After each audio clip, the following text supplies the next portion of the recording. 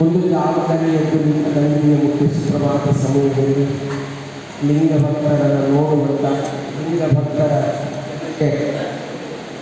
ಮನದಲ್ಲಿಯೇ ಆಡುವಂಥ ಹಾಡುವಂಥ ಹೆಜ್ಜೆ ಹಾಕುವಂಥ ವೇದಿಕೆ ಬಸವಚಿಂತನ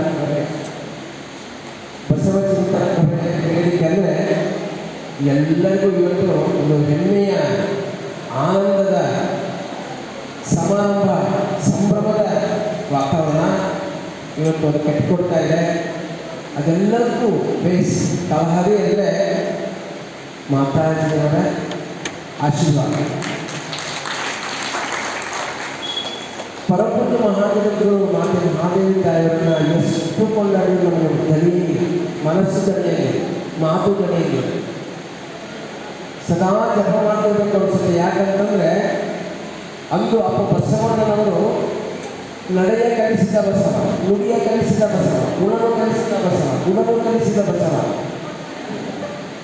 ಅಂತ ಒಂದು ವ್ಯವಸ್ಥೆಯನ್ನೇ ಮರೆಸ್ಬಿಟ್ಟಿದ್ರು. ನಮಗೆ ದಿಕ್ಕು ಬೇರೆ ಆಗಿತ್ತು.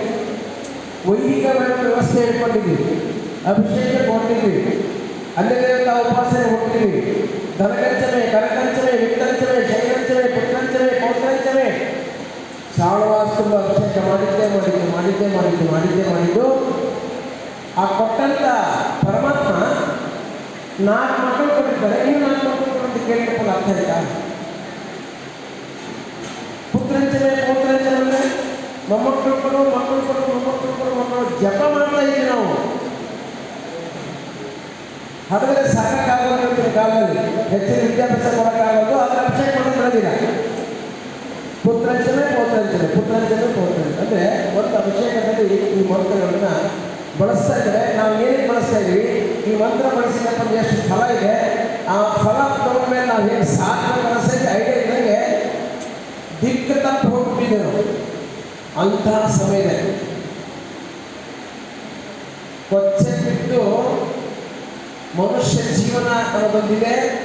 ದೈವತ್ವವನ್ನು ಕಾಣಬೇಕು. ಪರಮಾತ್ಮ ನಮ್ಮ ಕೈಯಲ್ಲೇ ಇದ್ದಾನೆ. ಅದನ್ನು ನೋಡು ಕಲೆ, ನೋಡೋ ಬೀಜೆ, ಅದು ಏನು ಅಂತ ಅರ್ಥನೇ ಇರಲಿಲ್ಲ. ಅಂತಹ ಸಮಯದಲ್ಲಿ ಪರಪೂಜ್ಯ ಲಿಂಗಾನಂದ ಅಪ್ಪಾಜಿಯವರು, ಪರಪೂಜ್ಯ ಮಹಾದೇವರು ಬಂದು ಹೊರಡಾಗಿ ಬಿಟ್ಟಿದ್ದ ನಮ್ಮನ್ನು ಕೊನಗುವಂತೆ ಮಾಡಿದ್ರು, ಚಿಗುರು ಬರುವಂತೆ ಮಾಡಿದ್ರು, ಸಸಿಯಾಗುವಂತೆ ಮಾಡಿದ್ರು, ಫಲ ಕಾಯಿ ಹಣ್ಣು ಬೆಂಬಲವಾಗುವಂತೆ ಮಾಡಿದಾರಲ್ಲ, ಅದರ ಪ್ರತಿ ಫಲ ಇಲ್ಲಿ ನೋಡ್ತಾ ಇದೆ. ಈ